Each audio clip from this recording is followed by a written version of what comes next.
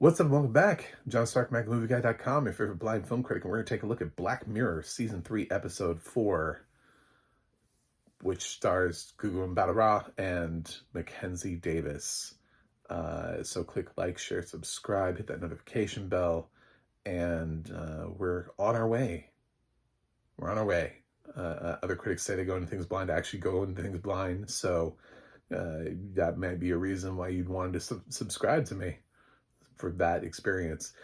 So I like this episode, which is good news for Black Mirror because I didn't like the last two episodes in season 3. Season 3 has been a little bit of a 1 was good, 2 and 3 not good, 4 good. So I picked up on what 4 was putting down like almost immediately. So there was something that she said. First of all, with Black Mirror, you're like, well, it has something to do with technology, definitely. And there's something that when Mackenzie Davis's character shows up, she says something about like, I'm just getting my bearings. I'm like, well, of course, this is not. She's like either time traveling or this is some sort of like weird virtual reality experiment. And I was basically right. So it's basically like a death MMORPG. That's what this episode is. And they spend their time in this town, La Sanega, La Cochina, I don't know, La Coastal town. I forgot. It's not that important, but it's really about this self-discovery and the tragic story behind Davis's character. And she meets this, a sort of upbeat, perky character who is, there for fun. And at first, they flirt and she's not really receptive. But then she comes back and she's like, where'd this girl go? I want to explore lesbianism. And so, yeah, they have this night, and we find out that things reset at midnight, or something happens at midnight. Midnight is a time that's really important. And then she has a hard time finding her after that. So Mackenzie's character ends up sort of like jumping around through these different time periods that she can travel to, trying to find Gugu Mbatha's character, and she ends up finding her, and she calls her out, and she's like, you just left me, like, why did you do that? So then they have like the hard conversation. She's like, I'm just here for fun. And then you learn that basically everyone who's here, like 85% of them are dead, and the rest of the people are here like visiting, or they're on like a trial run to see if this is what they want after death.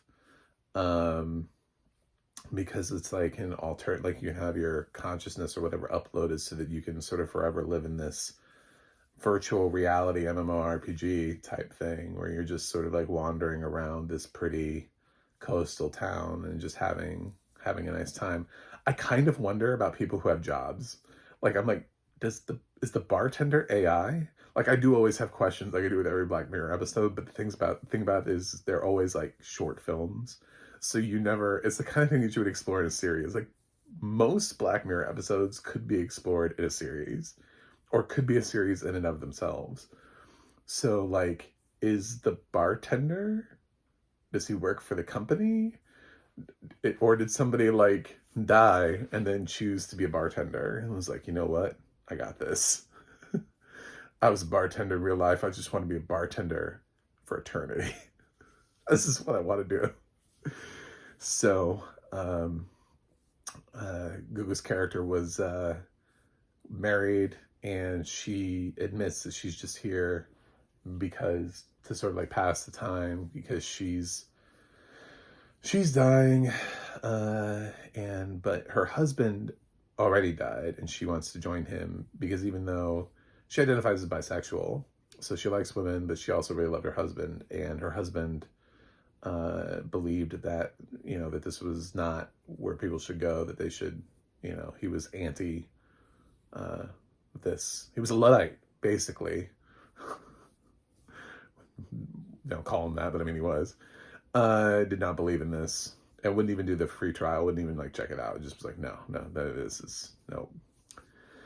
So she's just doing this for fun to pass the time, and she just happened to fall with Mackenzie's character. And Mackenzie's like, well, I don't want you to see me in real life because you wouldn't like me.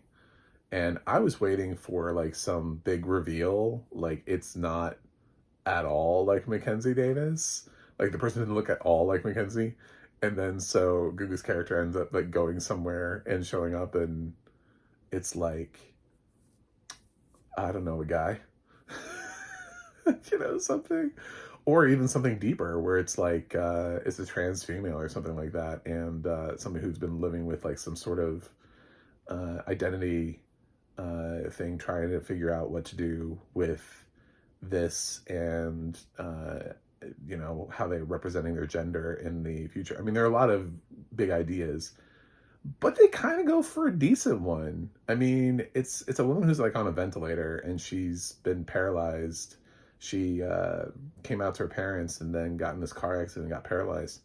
And she's just been on this ventilator, and she wants to be able to have like an assisted suicide, but she has to have a spouse to be able to do it, because ever since this world was created, they've limited assisted suicide so that people can't choose it themselves. So people aren't just choosing to kill themselves so they can live in this virtual world.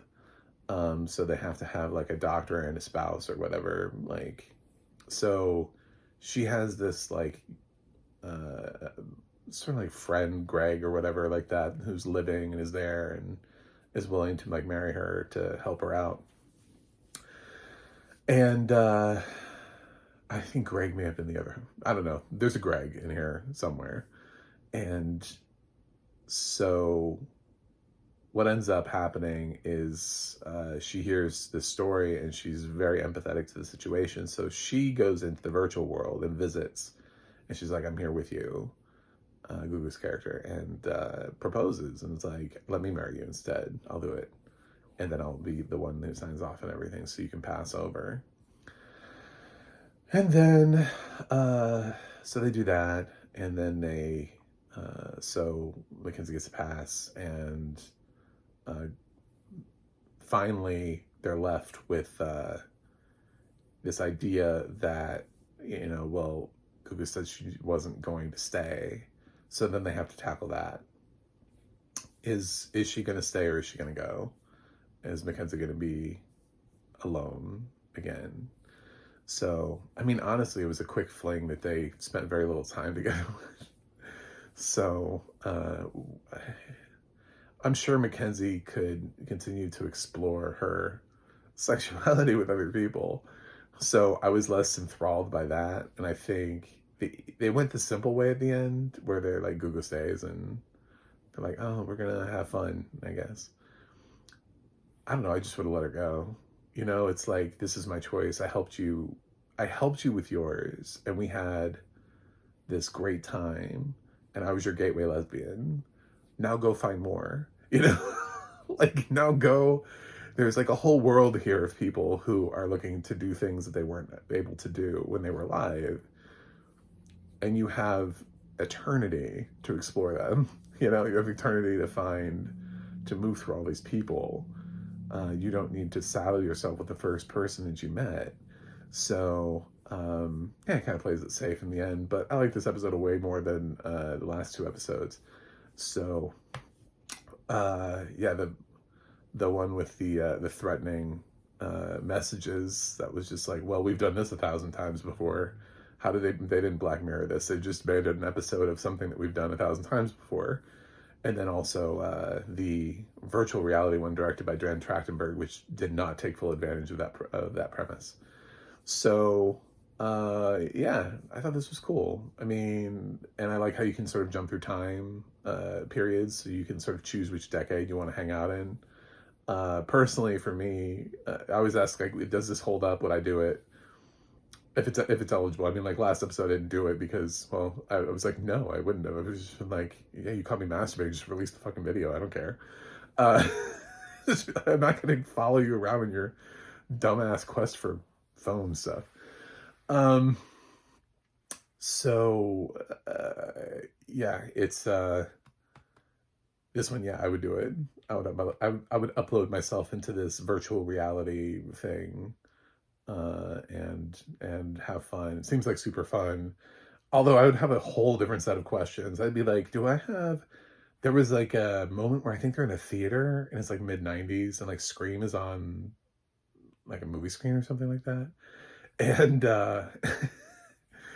I would have had questions like, so I want access to all of the movies and television shows so that I can keep watching things that I didn't get a chance to watch. I don't have enough time. And am I going to continue to get new movies, or am I only going to get things up until this point? Like, where where are we going? Because if I have to live it as an adult, then I want to live with the most technology and all of the movies that I know that are in existence at the time, and then I'll catch up on them. And then if I can go back to being a little kid, then sure, like my childhood was awesome. But uh yeah, I have a feeling I'd be an adult like they are here. So yeah, this could be a series. I mean, yeah, you could have stuff like little kids. This is basically, Amazon did this with Upload. I mean, this is Upload, but this is just like Upload without the comedy angle to it, without the corporate greed, all that kind of stuff, without the paywalls and all those kind of things that they kept throwing in there. So, yeah, we did make this into a series, just not Netflix did it. Netflix didn't do it. Black Mirror didn't do it. But it's Upload and it's on Amazon. So check it out if you like this episode. Um, anyway, yeah, that's it. I like this episode a lot more. I'm going to give Black Mirror season 3 episode 4. I'm going to give it a B plus.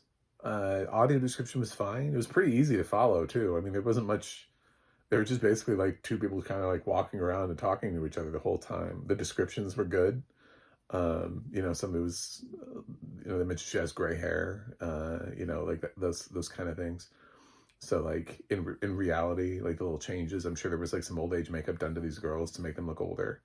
So, but yeah, much better experience. Anyway, thanks for watching. Thanks for subscribing. I'll see you guys on the other side.